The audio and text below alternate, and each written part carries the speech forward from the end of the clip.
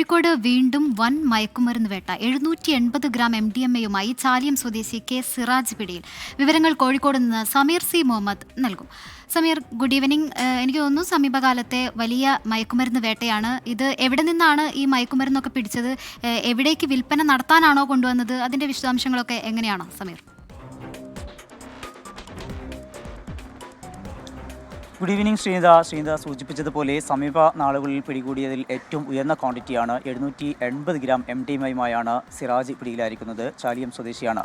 വലിയ രീതിയിൽ വിൽപ്പന നടത്തുന്ന വ്യക്തിയാണ് ഈ പ്രതിയെ ഇപ്പോൾ ഡാൻസ് ഓഫ് സംഘവും അതുപോലെ തന്നെ ടൗൺ പോലീസുമാണ് പിടികൂടിയിരിക്കുന്നത്.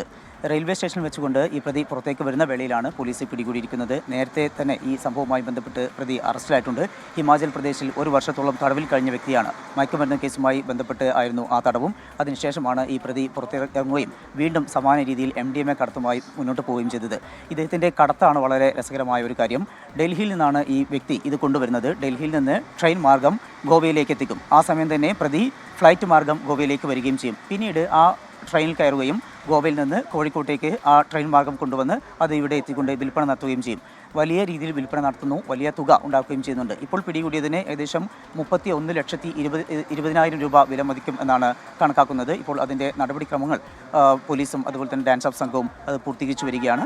ഏതായാലും പ്രതി ഈ വലിയ രീതിയിൽ വിൽപ്പന നടത്തുന്നുണ്ട് എന്നുള്ള രഹസ്യവിവരം ലഭിച്ചിരുന്നു. അതിൻ്റെ അടിസ്ഥാനത്തിൽ പരിശോധനയാണ് ഇപ്പോൾ ഈ പ്രതി അറസ്റ്റിലായിരിക്കുന്നത്. ഇയാളെ കേന്ദ്രീകരിച്ചുകൊണ്ട് വലിയ രീതിയിൽ ഈ ഭാഗങ്ങളിൽ കോഴിക്കോട് മേഖലയിൽ അതുപോലെ മലപ്പുറം മേഖലയിലും വലിയ രീതിയിൽ ഈ പ്രതിയിൽ നിന്ന് ഈ MDMA വാങ്ങിക്കൊണ്ട് വിൽപ്പന നടത്തുന്ന സംഘമുണ്ട്. അവരെക്കുറിച്ചും പോലീസിന് സൂചന ലഭിച്ചിട്ടുണ്ട്. എന്തായാലും ഇപ്പോൾ അതിൻ്റെ കണക്കുകളൊക്കെ തന്നെ കൂട്ടി അത് തൂക്കം അതിൻ്റെ കറക്റ്റ് ചെയ്തിരിക്കുന്നു. അതുപോലെ തന്നെ അതിൻ്റെ മറ്റ് നടപടിക്രമങ്ങൾ ഏകദേശം അവസാന ഘട്ടത്തിലാണ്. പ്രതിയെ നമുക്ക് അല്പസമയത്തിനകം തന്നെ പ്രതിയെയും അതുപോലെ തന്നെ അതിൻ്റെ അളവ് തൂക്കം എത്രമാത്രം ഉണ്ട് എന്നുള്ളതിൻ്റെ കണക്കുകളൊക്കെ തന്നെ ഉദ്യോഗസ്ഥർ കാണിക്കും. എന്തായാലും അതിൻ്റെ ഔദ്യോഗിക കണക്കുകൾ ഇപ്പോൾ വന്നിട്ടുണ്ട്. 780 ഗ്രാമാണ് MDMA പിടികൂടിയിരിക്കുന്നത്.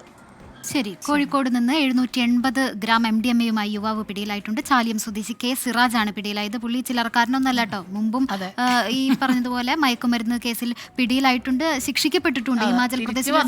അത് പിന്നെ അത് തന്നെ തുടങ്ങും. ഇവർക്ക് ഈ ശിക്ഷയൊക്കെ കിട്ടിയാൽ ഇത് എന്താ പഠിക്കാത്തത്? ശിക്ഷ കടുക്കാത്തതാണോ കാരണം? അതുപോലെ ശ്രീനിധ 750 ഗ്രാം എന്ന് പറയുമ്പോഴേ അതിന് ലക്ഷങ്ങളോ അതിന്റെ വില അല്ലേ? വില പറഞ്ഞത് കേട്ടില്ലേ? 21 ലക്ഷമോ മറ്റോ ആണ്. MDMA-ക്ക് ഇതുപോലെ എന്താണ് മാർക്കറ്റിലെ വില ഭയങ്കര കൂടുതലാണ് പറഞ്ഞു കേട്ടിട്ടുണ്ട്. അതാണ് കാര്യം. അപ്പം എന്തായാലും ഈ ലഹരിയുടെ ഇത് കൂടുന്ന ഒരു കാലം കൂടിയാണ്.